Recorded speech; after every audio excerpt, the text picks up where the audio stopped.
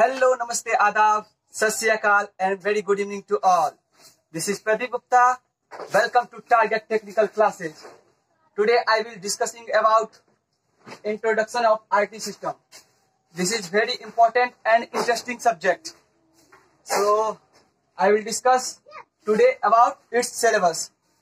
जैसा कि आप सभी जानते हैं कि हमारे जनरल लाइफ में आईटी सिस्टम का कितना इंपॉर्टेंस है।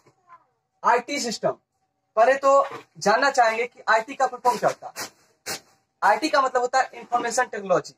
तो हमारे समाज में, हमारे सोसाइटी में जितने भी इंफॉर्मेशन है उसको अगर टेक्नोलॉजी से जुड़ा जाता है तो उसका अध्ययन किया जाता है, उनका लर्निंग किया जाता है और उसके बारे में जाना जाता है। वो सभी चीज जो है आते हैं आईटी सिस्टम में। तो हम लोग जो है आज जनरली डिस्कस करेंगे इसके सिलेबस पे कि इंट्रोडक्शन ऑफ आईटी सिस्टम है क्या और उन सब्जेक्ट में क्या क्या पढ़ना है। आईटी सिस्टम जो है वर्तमान में सारे स्टूडेंट को इसका नॉलेज होना चाहिए। अगर करंट सिनेरियो में देखा जाए तो बिना आईटी सिस्टम के नॉलेज के आपकी डिग्री बेकार है। आप कितने भी पढ़े लिखे क्यों ना हो, अगर आपके पास आईटी सिस्टम का नॉलेज नहीं है तो कोई भी एक साधारण सा बंदा आपको पूर्वक बना सकता है। तो क्यों नहीं हम लोग आईटी सिस्टम के बारे में अध्ययन कर ले। तो जनरली अभी हम लोग जो है डिप्लोमा कर रहे हैं, जिससे ये जो सिलेबस है डिप्लोमा लेवल का है। तो चाहे कोई भी ब्रांच हो, ये मेनली जो है अभी ग्रुप सेकेंड को पढ़ना है। तो आगे चल के फिर ग्रुप फर्स्ट को भी पढ़ना पड़ेगा, क्योंकि फर्स्ट ईयर में कॉमन होता है, मतलब फर्स्ट ईयर में सारा पेपर जो होता है सारे ब्रांच को पढ़ना पड़ता है। तो सारा ब्रांच को सारा सब्जेक्ट तो पढ़ना ही है फर्स्ट ईयर में, लेकिन mainly focus introduction of IT system पे होना चाहिए। तो चलिए जानते हैं कि ये जो सिलेबस है इसमें हम लोगों को डिप्लोमा लेवल में क्या क्या पढ़ना है। तो यूनिट फर्स्ट है, इसमें हम लोगों को पढ़ना है basic internet skill.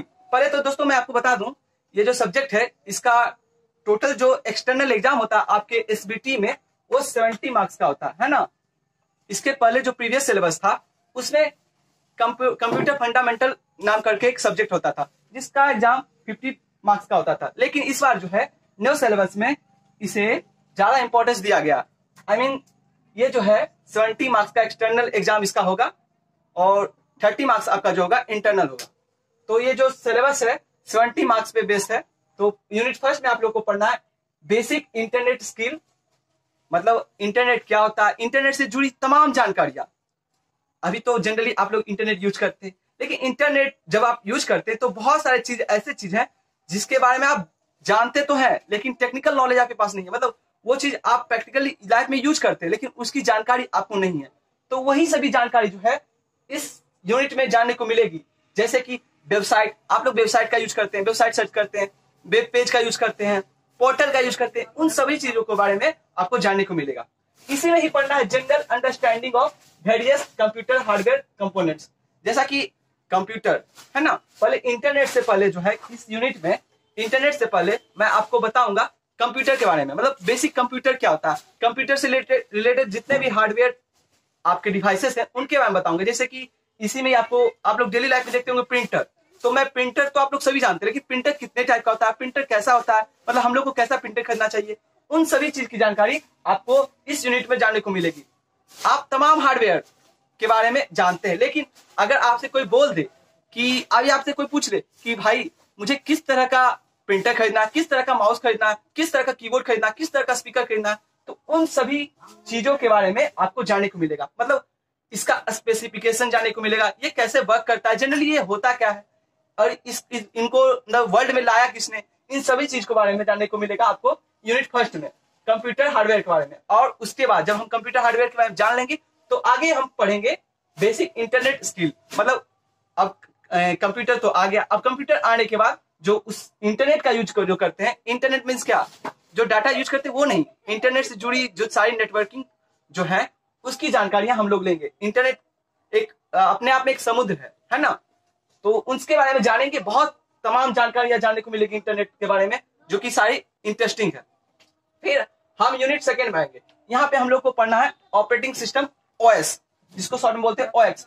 Operating system ये होता है क्या, दोस्तों जैसा कि आप लोग सभी जानते हैं कि किसी भी सिस्टम को, सिस्टम मींस क्या, किसी भी कंप्यूटर का मेन पार्ट होता है ऑपरेटिंग सिस्टम। ऑपरेटिंग का मतलब होता है ऑपरेट करना।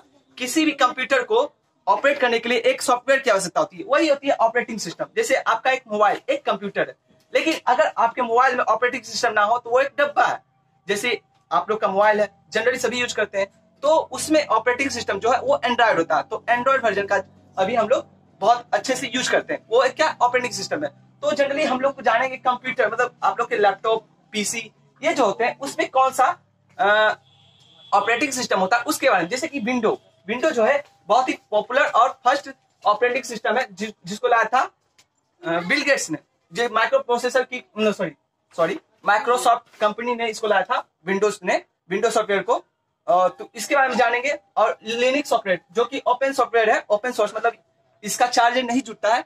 लेकिन आपका विंडोज सॉफ्टवेयर जो है, जनरली आप जो लैपटॉप खरीदते हैं, कोई पीसी खरीदते हैं, तो उसका चार्जेस ऑटोमेटिक कंपनी जोड़ लेती है। विंडोज होता है ये लगभग आपको 1000 2000 जो भी इसका प्राइस होता है वो ऑलरेडी इंक्लूडेड होता है जब आप कोई पीसी या कोई कंप्यूटर खरीदते हैं। तो उसके बारे में जानने को मिलेगा कि विंडोज क्या है, ऑपरेटिंग सिस्टम क्या है। ऑपरेटिंग सिस्टम से रिलेटेड सारी जानकारी आपको यूनिट 2 में मिलेगी। फिर आते हैं यूनिट 3 में, वेब पेज डिजाइनिंग बेसिक। मतलब जनरली इसके जरिए अगर आप यूनिट 3 में हम लोग जानेंगे कि किस तरह से एक वेब पेज डिजाइन किया जाता है, और वेब पेज डिजाइनिंग करके हम अपना एक वेबसाइट क्रिएट कर सकते हैं। और तो वही सिर्फ हम लोग उसका बेसिक जानेंगे कि किस तरह से उसमें किस चीज का यूज होता है। जैसे इसमें हमको जानना है जनरली HTML जो है hyper text markup programming language है, उसके बारे में जानेंगे। फिर आपका यूनिट 4 है, इसमें हम जानेंगे ऑफिस टूल, ओपन ऑफिस। मतलब इसमें जो जनरली जो हम लोग ऑफिस टूल का मतलब होता है, जनरली हम लोग जो यूज करते हैं MS ऑफिस के अंतर्गत जो आता है माइक्रोसॉफ्ट ऑफिस। MS ऑफिस का मतलब है माइक्रोसॉफ्ट ऑफिस। इसमें हम लोग जानेंगे MS वर्ड के बारे में, MS एक्सेल के बारे में, MS पावर पॉइंट के बारे में। मतलब किस तरह से हम जो है अपना डाटा एंट्री करते हैं, उसके बाद जानेंगे। किस तरह से हम पावर पॉइंट में एक वीडियो बनाते हैं पावर पॉइंट के जरिए, वो जानेंगे। किस तरह से हम जो है टाइपिंग के जरिए हम अपना टेक्स्ट इंक्लूड करते हैं, मतलब कंप्यूटर सिस्टम पे टेक्स्ट करते हैं, उसके बाद जानेंगे हम ऑफिस टूल में। ये जो होता है इसका भी ये भी जो है आपका फ्री में अवेलेबल नहीं होता है। मतलब आप जब लैपटॉप या कंप्यूटर खरीदते हैं तो इसका भी चार्जेस आपको इंक्लूडेड रहता है। या फिर जब आप देखे होंगे बहुत सारे, जब न्यू पीसी खरीदिएगा, लैपटॉप खरीदिएगा, तो इसका अलग से आपको सिक्योरिटी की देना पड़ेगा, मतलब सिक्योरिटी चार्ज देना पड़ता है। मतलब इसका 2 साल के लिए आपको चार्ज मिलता है, मतलब खरीदना पड़ता है सॉफ्टवेयर को। लेकिन आजकल ऐसे है कि इसका क्रैक वर्जन अपलोड करके सब यूज करते हैं। जनरली 90% लोग जो है MS ऑफिस जो है, या MS ऑफिस मींस क्या, इसमें आपके MS वर्ड आते हैं, MS पावर पॉइंट आते हैं, MS एक्सेल आते हैं, ये सब जो है आप क्रैक वर्जन यूज करते हैं। तो वही एक ओपन ऑफिस होता है, मतलब इसमें फ्री में अवेलेबल होता है, वहां से लोग जनरली इसका यूज करते हैं। तो हम लोग जो है यूनिट 4 में जानेंगे कि MS एक्सेल क्या है, MS पावर पॉइंट क्या है, MS वर्ड क्या है, सभी के बारे में जानेंगे। फिर आता है यूनिट 5।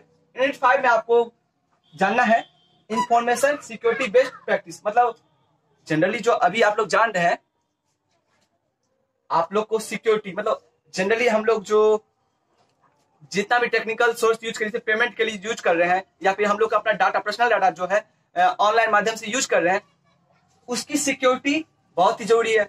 ये ऐसा ना हो कि हम लोग का डाटा कहीं किसी साइट पे अपलोड कर रहे हैं, किसी पेज पे अपलोड कर रहे हैं, वो लीक हो जाए। अगर ऐसा होता है तो आपके अकाउंट से, अगर आप अपना पैन नंबर, अपना आधार नंबर कहीं लीक किसी वेबसाइट पे बिना जानकारी के अपलोड कर देते हैं, तो इससे आपका पर्सनल डाटा लीक हो सकता है। इससे आपको काफी क्षति हो सकती है, आपके अकाउंट से पैसे गायब हो सकते हैं। तो उन्हीं सभी चीजों की सिक्योरिटी किस तरह से की जा सकती है, इसकी जानकारी हम जानेंगे यूनिट 5 में। दोस्तों ये जो सब्जेक्ट है बहुत ही इंटरेस्टिंग और बहुत ही इंपॉर्टेंट है। एवरी स्टूडेंट को इस सब्जेक्ट के बारे में जानना चाहिए। तो दोस्तों अब अगले लेक्चर में हम जानेंगे कि किस तरह से यूनिट वाइज, मतलब हर यूनिट में मैं बता रहा हूं ये जो सब्जेक्ट है, इसमें मैं सबसे ज्यादा टाइम यूनिट 1 में दूंगा आप लोग को, क्योंकि यूनिट 1 में ही मैं आपको बताऊंगा वेब पेज क्या था, वेब ब्राउजर क्या था, पोर्टल क्या होता है, जिसका यूज आपको मिलेगा इसमें यूनिट 3 में। इसी में मैं आपको बताऊंगा कंप्यूटर से रिलेटेड तमाम डिटेल नॉलेज, ताकि आपको ये कंपटीशन में भी आगे यूज हो। ये कंप्यूटर मतलब जितने भी एग्जाम दीजिएगा उसमें आपको जितना मैं बताऊंगा कंप्यूटर का बेसिक नॉलेज, उससे तो एग्जाम में क्वेश्चन रहना ही रहना है। फिर आपको इसमें ही जानना पड़ेगा, इसी में ही आपको जानना है ईमेल क्या होता है, ईमेल के जरिए हम किस तरह से मैसेज करते हैं, ईमेल पे हम किस तरह से अपना अकाउंट क्रिएट कर सकते हैं, ये जानेंगे। फिर हम जानेंगे वायरस क्या होता है। दोस्तों वायरस का मतलब कोरोना वायरस नहीं, मतलब बैक्टीरिया वाला वायरस नहीं, कंप्यूटर वायरस। तो हम जानेंगे इस यूनिट में कि कंप्यूटर वायरस क्या होता है और उसका एंटीवायरस क्या होता है। तो मिलते हैं नेक्स्ट लेक्चर में, तब तक के लिए धन्यवाद।